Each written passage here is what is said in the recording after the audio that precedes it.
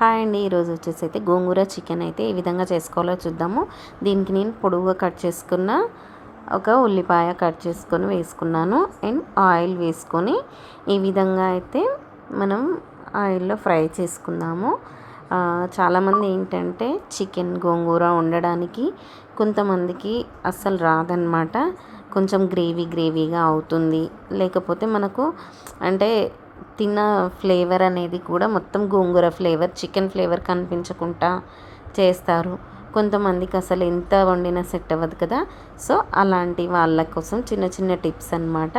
So ఈ విధంగా oil అయితే మనం ఆనియన్ అయితే ఆయిల్లో ఫ్రై అయిన తర్వాత ఫ్రెష్గా ఈ విధంగా చిన్న చిన్న పీసెస్ కట్ చేసుకున్న చికెన్ని వేసుకుందామండి.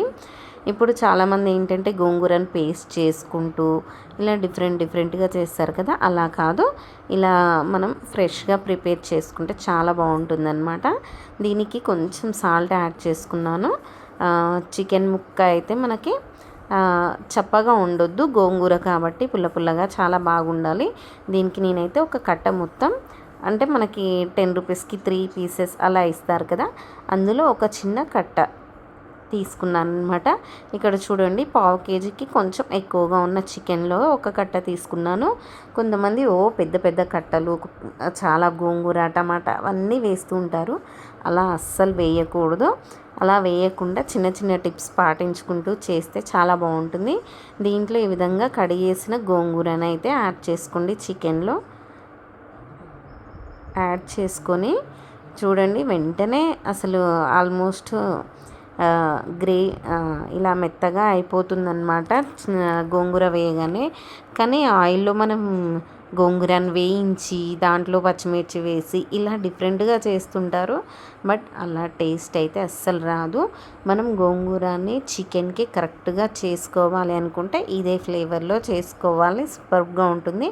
కొంచెం పసుపు, అల్లం వేసుకొని మనం ఈ విధంగా కలుపుకొని మూత పెట్టేసేయండి. ఇలా ఎందుకంటే మనకు గోంగూరలోనే వాటర్ కంటెంట్ అనేది వస్తుంది. అండ్ చికెన్లో కూడా వాటర్ అయితే వచ్చేస్తుంది కాబట్టి దీనికి కొంచెం ఆయిల్ అయితే ఎక్కువగా ఉంచుకోండి. లేదు మనకు టమాటో వేసుకుంటాము కర్రీ టైప్లో ఉంటే అలా అస్సలు బాగోదు.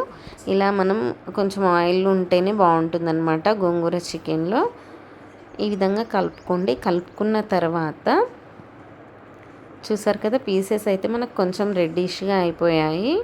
రెడ్డిష్గా అయిపోయిన తర్వాతనే చేసుకోవాలండి. చూడండి, గోంగూర కూడా మనకి కరెక్ట్గా ఉడికింది. ఉడికిన తర్వాతే దీంట్లో మనము టేస్ట్కి తగ్గట్టుగా కారం వేసుకోండి. నేనైతే కారం అయితే వేసుకున్నాక నాకు సరిపడా వేసుకుంటున్నాను. మళ్ళీ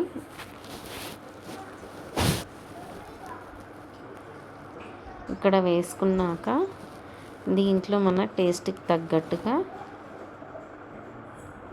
ధనియాల పొడి, జీలకర్ర పొడి, గరం మసాలా, కొత్తిమీర, పుదీనా, ఇలా కొత్తిమీర పుదీనా అన్నీ వేసుకున్న తర్వాత కలిపేసి మూత పెట్టుకోండి. దీంట్లో మనకు టమాటో కానీ అలా వేసుకోవచ్చు. బట్ ఏంటంటే టేస్ట్ అయితే అస్సలు తెలియదు అనమాట. గోంగూర టమాటాలో ఏదో కర్రీ వేసినట్లుగా ఉంటుంది, చికెన్ వేసినట్లుగా. అలా కాకుండా ఇలా చేసుకుంటే సింపుల్గా అండ్ టేస్టీగా అయితే రెడీ అయిపోతుందన్నమాట.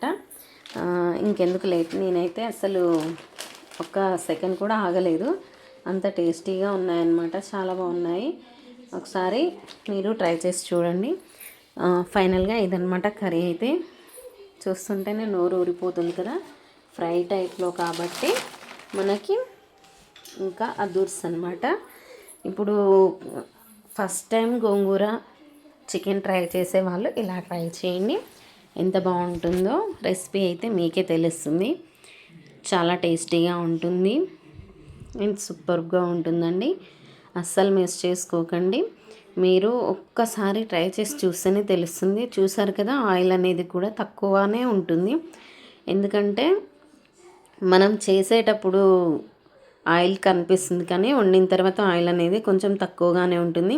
బట్ కలుపుకోవడానికి గ్రేవీ కావాలి కాబట్టి ఆ గ్రేవీ ఎక్కువగా వేయకుండా మనం ఈ విధంగా చేసుకుంటే సరిపోతుంది. పీసులు కూడా అస్సలు